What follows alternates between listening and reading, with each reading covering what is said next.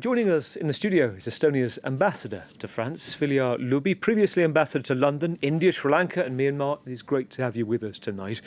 First of all, ambassador, just try to give us, if you can, an understanding as you know it, what was happening in that time, whereabouts in Estonia this was, and what was going on during this 12 minutes. So that what we know right now, that Friday morning, it's just before 10 o'clock, three Russian fighter jets entered the Estonian airspace for 12 minutes, so that they were flying in tandem, three fighter jets, parallel to Estonian border, but slightly within our airspace. So that they started from St. Petersburg, so that the Finnish fighter jets had to escort them as well. They did not enter the Finnish airspace, but they did enter the Estonian airspace when they were on the way to Kaliningrad. So as we followed all the NATO procedures, it meaning that NATO fighter jets in Amari, close to Tallinn, our capital. Right now, the air policing is done by Italians, so they have F-35s. So that two fighter jets took off and went to see the Russian fighter jets. They asked them to identify themselves because they had transponders switched off. We knew nothing about the plans. So and then they escorted them out, so that they followed them until they left the Estonian airspace, but also until they reached Kaliningrad. So it was definitely a provocation, meaning that they knew exactly, Russian technology is not so bad that they don't know where they are located. Given that we just had, as the previous story said, Polish airspace was violated by 19 drones. So Eastern Sentry was just introduced by NATO to boost the air defenses of the eastern flank. So it was a provocation.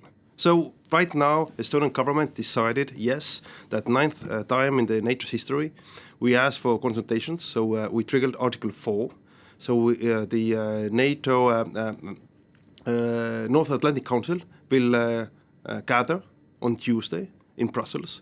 So and then our ambassador, my colleague in NATO, will give the overview, and then collectively we will decide how we can react, how we should react, and how we can make sure in the future that Russia doesn't even think that they can violate NATO's airspace. The Kremlin says, and we hear this as a pattern, that it did not violate the airspace, that its MiG jets were on the way to Kaliningrad, its territory. From your perspective, this is clear-cut. Transponders off. What do you think the intention was? You never know what the intention is. I mean, this particular case is just one of many of the bigger pattern. We have seen this violation happening many times, but never in the scale like that. That there are actually piloted fighter jets entering the NATO airspace, Estonian airspace, very close to our capital as well. If you see. Of course, yes, Baltic Sea and the Bay of Finland, it's very narrow, but it's clearly marked, and the technology is there. You can have those international airspace you can use, but Russians did not. So we have the clear maps. So it cannot be an accident. What Russia wants to do, this is obvious that it wants to split the NATO unity, given that it's facing difficulties in its war against Ukraine. So it means they want to do whatever they can to split the unity and see if the NATO members have different opinions what you do next. But, until now they have failed. And I think they fail again. NATO is united. Your voice will be the first voice in that room that NATO members are listening to. And one of those points will be what you want to see happen. Do you want to see a doubling, or do you want to see an increased capacity of troops based in Estonia? We know that the responders were the Finns, the Swedes, the Italians with the F-35 jets. What do you want to see? So it will be determined at the council meeting next Tuesday. So when we consult with our allies, obviously we need to do something more. So it seems that what I said before, that Eastern Sentry, that we already have boosted. Also France has sent 3 fighter jets to boost the Eastern air defense. So that it seems it's not enough. We need to do something more. It's definitely need to do something more that Russia seems that they can intervene in NATO territory, in NATO airspace as they please, so that something needs to be done. So something more than we have done so far. But Russia is pushing. Russia is testing us. But I think NATO can show its resolve. How serious a moment do you think this is? And I wonder to the extent that you believe as well that President Putin is being emboldened by his new revived relationship with President Trump. It is possible. It's definitely emboldened. It seems that our reaction, our deterrence hasn't been enough, so that he has not been deterred. We need to do something more. So that the thing is like this hybrid warfare in different, let's say, scenarios. It has happened for too long. As you know, also in our territory or in our geography, we have had those mishaps, let's call them mishaps, also with different cables, undersea cable and so on. So it seems a lot is going on. And Russia is testing because, they are failing in Ukraine. And they really want us to focus on our own defense and our own security, and so that we don't spend so much time, attention, and our resources in helping Ukraine. I'm absolutely certain that they will not succeed in that. But this is how Russia behaves. It's quite common behavior of a bully. You always push. You always try to intimidate your neighbor or your adversary. Let's bring in Ambassador, a military analyst, just to it'd be interesting to get a take on those 12 minutes, what was going on. Let's go across to Alexandre Vautravers, the editor-in-chief of Revue Militaire Suisse, a scientific director too, of the Centre of Military History on Perspective. Great to have you on the programme as well, joining us. Alexandre, what is your reading of what the Russian jets were doing and NATO's response within those 12 minutes? It's a long story because there is unfortunately a long history of airspace violations. This is why NATO has created the NATO Baltic air policing years ago. What is new in this particular situation is that after a period where there have been a lot of overflights, a lot of frictions, a lot of incidents, and we are talking about incidents at the height of about 100 per year, or one every 3 days in the early 2020s. These numbers have gone down because of the war in Ukraine. What we are seeing now is a resurgence of these flights and this resumption of incidents, of course, in an extremely tense context. Let me ask you a question. Why F-35s were used? I think I'm right in saying they're slower than MiG jets. Why not Typhoon, Eurofighter jets? Was the right aircraft used, Alexandre? The Baltic air policing has a rotation cycle of 4 months.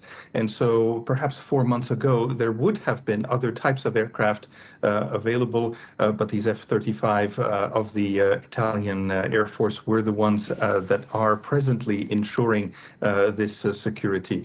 And, in order to have 2 or 4 aircrafts on high readiness alert, you need an entire squadron. So a lot of means have been deployed in order to be kept at a moment's notice available for these interceptions. Ambassador, do you think Moscow, just listening to Alexandre, will have gained something from the last 24 hours, from what was going on within that 12 minutes to kind of push the boundaries and see reaction time? I think this is what they're doing. They're testing us, they see how we react. Now I think they just wait what happens on Tuesday, how NATO will react. So it is, of course, they always. But is 12 minutes a long time? Let's go back. 12 minutes a very long time. So it never has happened in this scale. Like since the air policing started 20 years ago, it has been even not closely as precedent as this one was. So it cannot be an accident. So that just to explain that it was a technical fault, it's not very feasible. So it was a deliberate intent. And Russia just wants to see how NATO reacts, because eventually, what is Russia's intent? Is that NATO would collapse as a political unity. And it's clearly put Estonia and the government and the defence minister in a position where they are seeing for 12 minutes this being carried out. If you look at 10 years ago, the Turkish scenario, yes. You had Russian in the airspace, 20 seconds? The Russian jet was shot down. There must have been a very kind of stressed decision-making process about what to do next. It was, of course, what I have to emphasize, that we had everything under control. Yes, Italian fighters were there, so 12 minutes is a very long time. We noticed them that they should leave our airspace. It took them longer than we wanted. But it was all under control, and also there were different. So the jets were up before that 12 minutes. The jets were up in shorter time periods. So that yes, it was all under control. We saw way ahead when they were coming. Then we see that they will probably will come to our airspace. Then our fighter jets, so Italian, our air policing fighter jets, went up and followed the NATO protocol. Going there, identifying the planes, asking them to leave the airspace, NATO airspace, Estonian airspace, so that we can say everything was under control. Alexandre, listening to the ambassador, how do you read it? What Moscow have taken away? Will they come away pleased with what's happened, the timeline, and how long it took before they were forced to move, or, as the ambassador said, they decided to move? I think this scenario that we are witnessing now has been foreseen and has been discussed within NATO for a number of years already.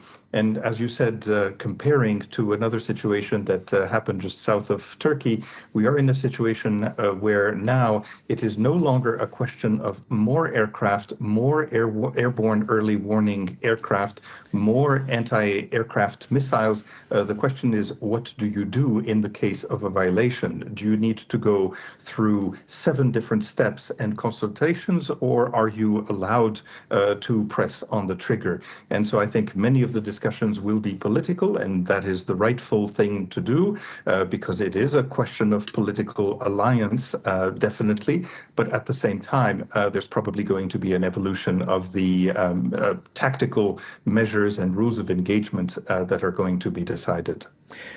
Very interesting. Ambassador, we were listening yesterday in Turkey to the outgoing British spy chief, Richard Moore, head of MI6, who talked about there being zero intelligence to suggest that President Putin has got any intent of trying to peacefully negotiate a way out of this war. He wants, quote, complete capitulation, something perhaps we've talked about, but to have that cast iron, certainly from the British spy chief perspective. He also talked about wanting to see a recruitment on the dark web of Russian spies. He said, quote, like your parents and your grandparents did, the sense that this is not something that's all against one. There are informers. Is that something that you're aware of within Estonia, that in the use of intelligence from Russians themselves? Yes, I mean, this is absolutely true. It's obvious that Putin's Russia doesn't want any peace, doesn't want even any ceasefire. It wants its war to continue. Also, probably this is the thing, why it's testing NATO and sees other, weak points. Because, he has created a war economy in Russia. So that in order to sustain it, it needs the war to ongoing war. So this is a very, very dangerous situation. They are stuck in Ukraine. Ukraine has been extremely brave defending itself. As you know, for the past 3 years, they haven't gained much territory in Ukraine, and in a huge casualties what they have sustained already.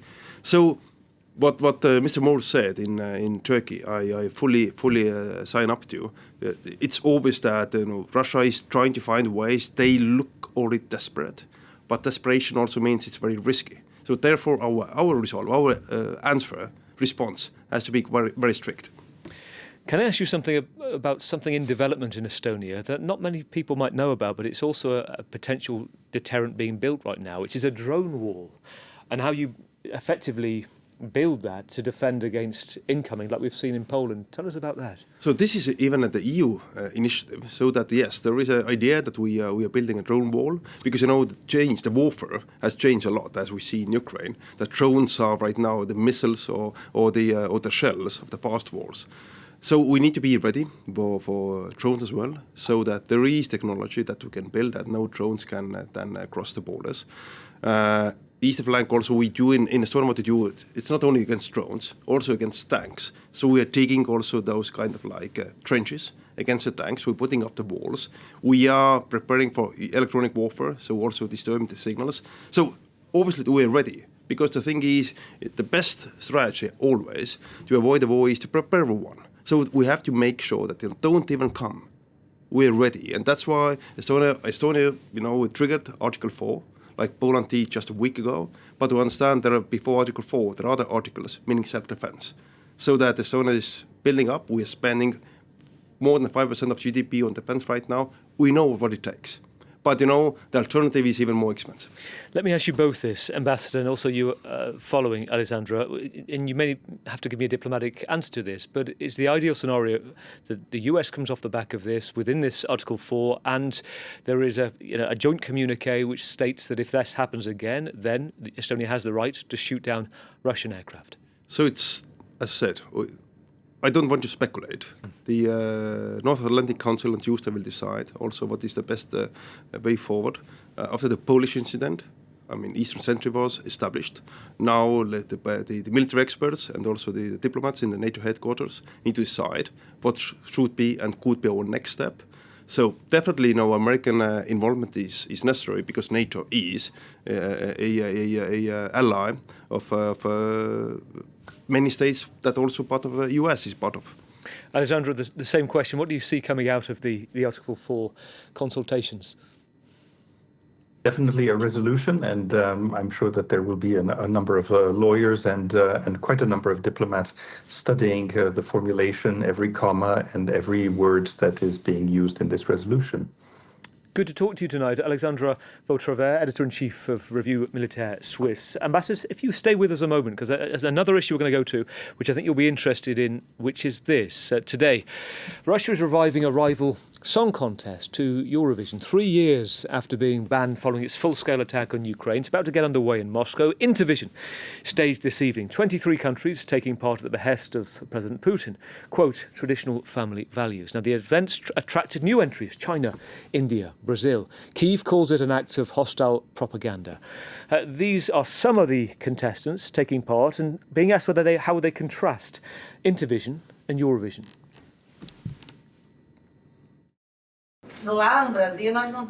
We don't have Intervision or Eurovision in Brazil, so this is part of the new universe we're living in.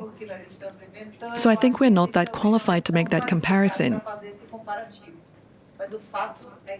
The fact is that we are here with all of you, very happy, very grateful, very glad, and immersed into what is a new experience for us.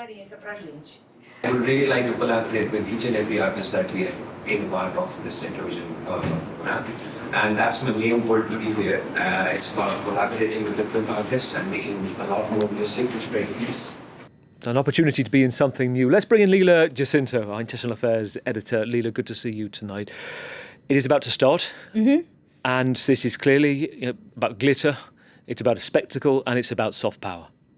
Oh, it's all about soft power. I mean, it's called Intervision. It used to be the Soviet counterpart to Eurovision. And I asked many of my friends who grew up in the former Soviet Union and in the Eastern Bloc countries, when they were kids, did you watch Intervision? And nobody had anything good to say about them.